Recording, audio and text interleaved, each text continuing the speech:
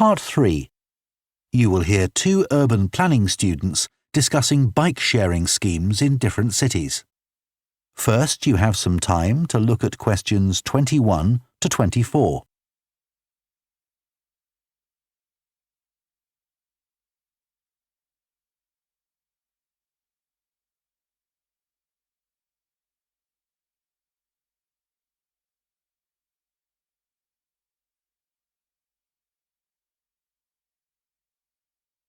Now listen carefully and answer questions 21 to 24. Now that we've done all the research into bike-sharing schemes in cities around the world, we need to think about how we're going to organise our report. Right. I think we should start by talking about the benefits. I mean, it's great that so many cities have introduced these schemes where anyone can pick up a bike from dozens of different locations and hire it for a few hours. It makes riding a bike very convenient for people. Yes, but the costs can add up, and that puts people on low incomes off in some places. I suppose so. But if it means more people in general are cycling rather than driving, then because they're increasing the amount of physical activity they do, it's good for their health. OK, but isn't that of less importance? I mean, doesn't the impact of reduced emissions on air pollution have a more significant effect on people's health? Certainly in some cities, bike sharing has made a big contribution to that, and also helped to cut the number of cars on the road significantly. Which is the main point. Exactly. But I'd say it's had less of an impact on noise pollution because there are still loads of buses and lorries around. Right. Shall we quickly discuss the recommendations we're going to make? In order to ensure bike-sharing schemes are successful? Yes. OK. Well, while I think it's nice to have really state-of-the-art bikes with things like GPS, I wouldn't say they're absolutely necessary. But some technical things are really important, like a fully functional app, so people can make payments and book bikes easily.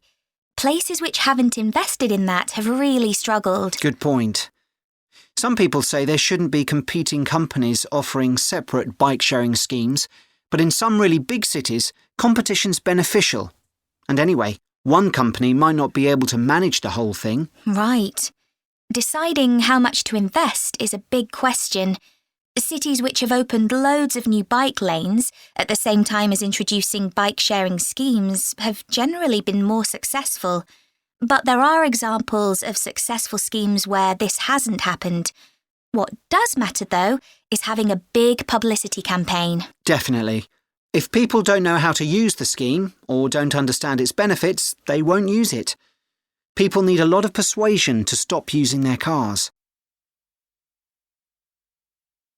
Before you hear the rest of the discussion, you have some time to look at questions 25 to 30.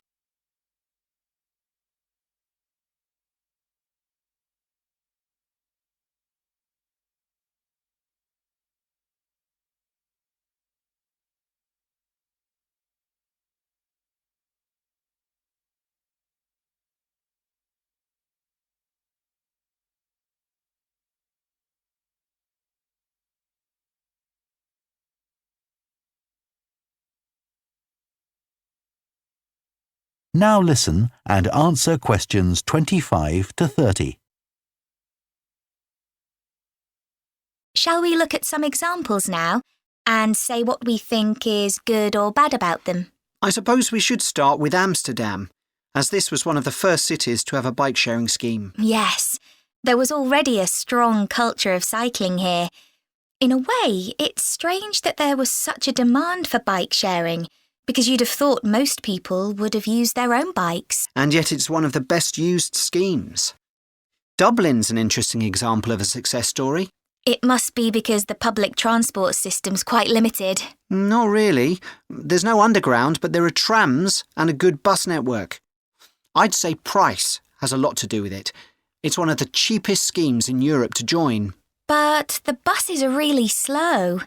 Anyway, the weather certainly can't be a factor. No, definitely not. The London scheme's been quite successful. Yes, it's been a really good thing for the city. The bikes are popular and the whole system is well maintained, but it isn't expanding quickly enough. Basically, not enough's been spent on increasing the number of cycle lanes. Hopefully that'll change. Yes. Now, what about outside Europe? Well, bike-sharing schemes have taken off in places like Buenos Aires. They built a huge network of cycle lanes to support the introduction of the scheme there, didn't they? It attracted huge numbers of cyclists where previously there were hardly any. An example of good planning. Absolutely. New York is a good example of how not to introduce a scheme. When they launched it, it was more than 10 times the price of most other schemes. More than it costs to take a taxi. Crazy. I think the organisers lacked vision and ambition there.